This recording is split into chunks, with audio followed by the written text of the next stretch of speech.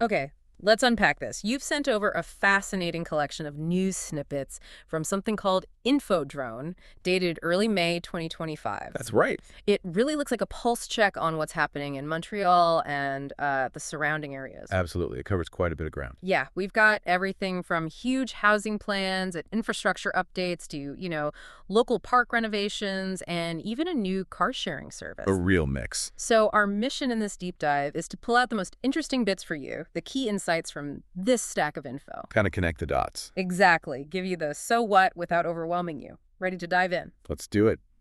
This Infodrone collection, it really does offer a compelling snapshot of Montreal right now, especially how the city's evolving. Fantastic.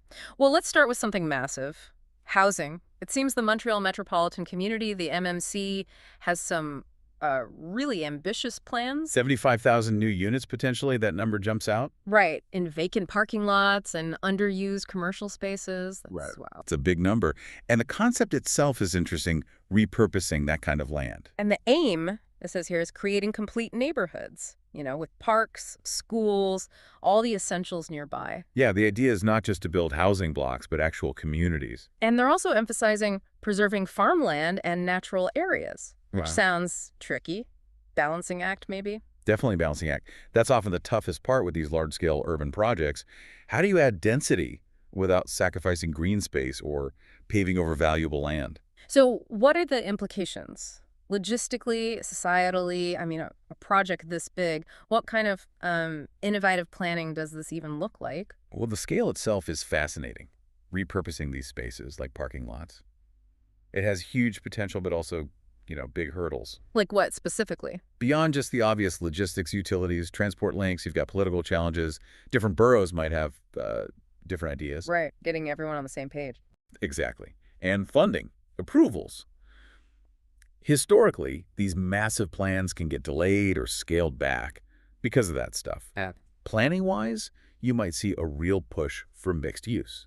Residential, commercial, community spaces, all stacked or integrated. Vertical communities almost. Sort of, yeah. Designed to cut down commutes, make daily life easier, and sustainability will likely be key. Minimizing environmental impact in the design. Right, that makes sense. And it's not just the MMC's grand vision. The City of Montreal itself has okayed adding extra floors to several projects. Another density strategy. The reason being, meeting housing demand and just using land better. How does that strategy, adding height, balance density with, the quality of life for people actually living there? That's the million-dollar question, isn't it? Yeah. Adding floors helps with supply, sure, but it needs to be done thoughtfully. You need enough green space, you need to manage traffic, make sure people still get sunlight. Things people actually care about day to day. Exactly. And can the existing infrastructure, water, power, sewage, actually handle it? That's a big one. So where might we see this happening most? Probably in areas already redeveloping or along major transit lines where the infrastructure might be more robust, potentially. Okay. The challenge is avoiding areas that just feel too packed in, Yeah. lacking amenities. That hurts quality of life. Got it. Okay, let's hop across the river to Longway. They're adding 1,000 homes to a future riverfront neighborhood. In partnership with Canada Lands Company, yeah. Sounds like a pretty nice spot between the Jacques Cartier Bridge and the Yacht Club. Promises of modern amenities and, honestly, probably some pretty sweet views. The views for sure. St. Lawrence, Montreal skyline. Yeah. It's a draw. So how does this South Shore development fit into the bigger picture for the whole metro area? And what makes a riverfront neighborhood exemplary, like they're aiming for? Well, connecting it to the bigger picture, good developments on the South Shore can definitely ease housing pressure across the whole region, offers attractive options off the island. Right, spreads things out a bit. And exemplary. It's likely more than just nice views. It probably means prioritizing public access to the water, integrating green spaces, maybe sustainable building, good transit links, local shops. Basically creating a place people actually want to live, work, and hang out, not just sleep. That benefits the whole area. Interesting. Now, Repentany's going even bigger, it seems, aiming to be a city within a city.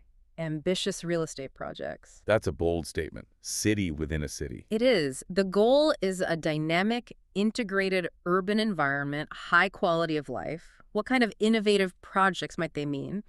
And how does a city actually achieve that kind of self-contained feel? Well, city within a city usually means creating a diverse mix of things close together, reducing the need to travel far for work, shopping, fun. So lots of mixed use again. Probably. Mixed-use developments, big investment in local infrastructure, maybe public transit within Repentigny itself, vibrant public spaces, creating a strong local identity. And the innovative part. Could be cutting-edge architecture, maybe a big focus on green tech, smart city stuff, something that makes it stand out. Okay. Let's switch to green spaces. The old Le Boisé golf course in Terrebonne's 71 hectares. That's pretty big. The city bought it for $27 million. Wow, that's a significant purchase. And 71 hectares is substantial. Apparently it took a decade of talks. The plan, turn it into a natural park. What's the real significance of creating a huge green space like that, right, in a city? Oh, it's hugely significant. Environmentally, it's like a green lung. Improves air quality, helps with stormwater, provides wildlife habitat, boosts biodiversity right there. And for the people? Invaluable. Yeah. Recreation, exercise, just connecting with nature. We know that's massive for mental and physical health. Plus, it makes the city look nicer, might even bump up property values nearby. It's a long-term quality of life investment. Makes sense. We've also got news from Nuns Island. 8 Place du Commerce is coming down late next year or early 2026. Right, making way for a residential and commercial complex. And it's noted as an off-market housing development. What does that mean, off-market, in terms of accessibility? And how does that change Nuns Island? Off-market means it's not listed publicly, sold or leased through private networks, maybe to pre-selected groups. So not everyone gets a shot. Potentially, yes. It can speed things up, but it raises questions about fairness, about who gets access. It might limit the pool of potential residents. For Nuns Island, which already has a, distinct character, often higher end, a big off-market project could reinforce those existing trends, maybe affect the demographic mix. And related to that, the City of Montreal is reserving 4 city properties specifically for the SHDM. The Société d'Habitation et de Développement de Montréal. Right. For them to develop more off-market housing. What's the SHDM's role generally, and what's the goal of these initiatives from their side? The SHDM is a key public player. They focus on housing development, often with an emphasis on affordability, social housing. So their off-market projects are likely targeting specific needs the private market isn't meeting, maybe specific affordability levels, housing for certain groups, or projects in key areas where they want to ensure diverse housing options. It's part of their mandate. Moving east now, the TVA Tower. Iconic building on Maisonneuve East, getting a huge makeover. 600 housing units plus commercial space on St. Catherine. That's a major redevelopment. It really is, transforming a landmark. Yeah. What are the challenges and maybe opportunities when you repurpose existing infrastructure like that for homes? Repurposing is complex but often sustainable. Challenges. Adapting the structure, the internal systems, like getting natural light deep inside an old office tower can be tricky. Yeah, I can imagine plumbing, electrical. All that, plus meeting modern codes in an old framework. But the opportunities are big too. You preserve history, it's often greener than tearing down and rebuilding. Right, less waste. And you can get unique spaces, unique features you wouldn't find in a new build. Plus, it brings new life to established areas. And speaking of transformations, Place Versailles, big East End shopping center, also slated for a major overhaul. Details are a bit scarce, but what usually happens with these big mall transformations these days? What's the trend? Yeah, that's a huge trend everywhere. Malls evolving. You often see a shift to mixed use, adding apartments, offices, entertainment, maybe more curated retail. Focused on experiences, not just shopping. So less giant department store, more community hub. Exactly. Creating multifunctional places that serve more community needs, maybe adding public squares, better pedestrian access, adapting to how we live and shop now. Okay, let's circle back to that really striking number. 75,000 housing units theoretically fitting into parking lots. Part of that bigger MMC plan. How feasible is that really? I mean, just because they can fit. That's the crucial question, isn't it? Feasibility versus just the math. Yeah. You might be able to fit the units on the footprint, but building on or over parking structures is the disruption during construction. And crucially, are these spots actually good for creating those complete neighborhoods? Do they have transit? Services, green space nearby. Exactly. Just dropping housing onto parking lots without a real plan for infrastructure and community could create new problems.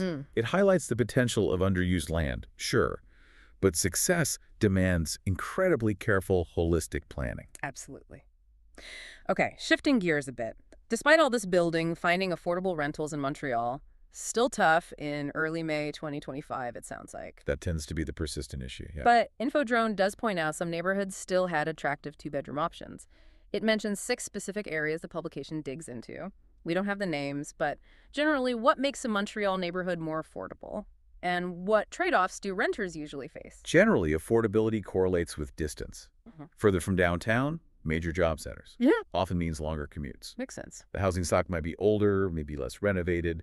The mix of local shops and restaurants might be different than in pricier central areas. So the trade-offs. Longer travel times, maybe fewer trendy spots right outside your door. Yeah. But the flip side could be more space for your money, maybe a quieter feel, stronger local community vibe. It really depends what you prioritize. Okay. Let's talk getting around. Updates on the REM construction. Ah, yes, the REM. Always news there. Tunnel work nearing completion, it says. A temporary control center out in Saint-Eustache. And dynamic testing. This sounds important. On the de Montagne and Anse-Alarme branches. Dynamic testing is a very big deal. And it even started in the Mount Royal Tunnel back in April, continuing until it's operational. So what exactly is dynamic testing, and what are the next big steps for the REM? Dynamic testing is basically running the actual trains on the tracks under real conditions.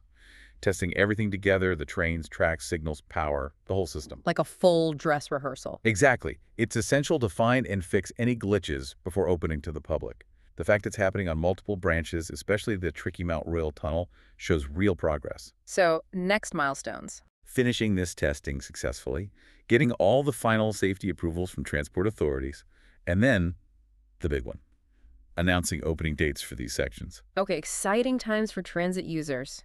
And speaking of getting around, a new car-sharing service, Leo, launched with 600 vehicles. Another option entering the market. They're promising fast registration under 24 hours, which sounds handy. Infodrone apparently looks at where Leo fits in Montreal's existing car-sharing market. How competitive is that market already? What makes a newcomer like Leo succeed? Montreal's car-sharing scene is fairly established, yeah. There are some key players. For Leo to succeed, they need to stand out somehow. Price. Cars. Could be price, could be the type of car, maybe more EVs, different sizes. Could be the app experience, how easy it is to use. Yeah. Parking availability is huge too.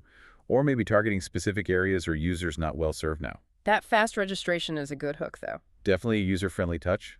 Could get people to try them out. Okay, let's talk community, environment. Grove Hill Park in Lachine getting a big renovation, wrapping up summer 2025. Good news for Lachine residents. Modernizing facilities, volleyball, basketball, skateboard area. What role do parks like this really play, and what's important when you're renovating them? Oh, public parks are vital. Absolutely crucial social infrastructure. Spaces for play, exercise, socializing, just connecting with nature and the city. Huge benefits for well-being. Right. When renovating, key things are talking to the community. What do they actually want? Making sure it's accessible to everyone. Using sustainable design. Offering a good mix of things to do. Basically, creating a welcoming, functional space. And there's this interesting project in Poisson-Charles, La Petite Maison sur la Prairie. Ah, yes, I saw that one. An innovative, energy-efficient community space, housing 4 local organizations, working alongside a social housing project. What makes a space exemplary environmentally? And how does this kind of setup foster synergy? Exemplary efficiency would mean things like top-notch insulation, efficient heating, cooling, maybe solar panels, water saving, sustainable materials, lots of natural light. The whole green pack. Pretty much. And putting multiple organizations together linked to social housing. That creates a real hub. Opportunities for groups to collaborate, easy access to resources for residents, builds community spirit. It's more than just a building, it's a catalyst. Nice. And lastly here, the Greater Southwest Ecological Corridor, connecting biodiversity areas between LaSalle and the Southwest. And it won the participatory budget, which is great to see. Community support. Yeah. The goal is protecting urban nature, helping insects and birds move around.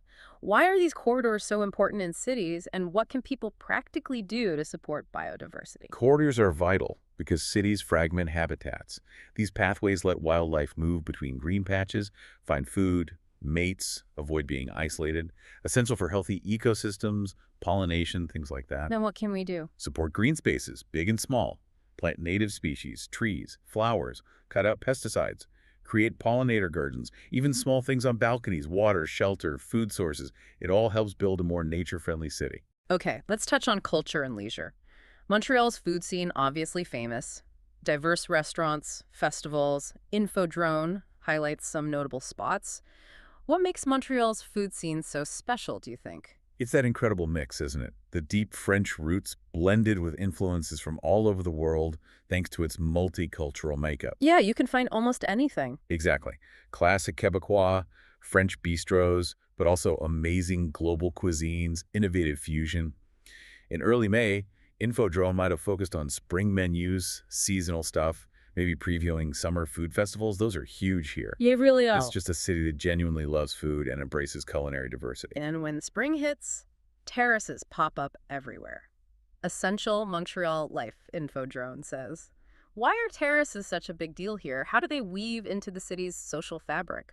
Terraces are like Montreal's collective front porch in the summer. They're vital public spaces for socializing, people watching, just enjoying the city vibe outdoors. An extension of your living room, almost. Totally. They create these informal gathering spots, bring people together, foster that sense of conviviality. It's just deeply ingrained in the lifestyle, that appreciation for being outdoors, enjoying company. Finally, just a quick practical note on Infodrone itself. Sounds like it's an updated daily phone, tablet, website. Easy access. And the publications are archived on the wikiresidence website library. Searchable by date, theme, area, keywords. Seems like a useful tool. Definitely.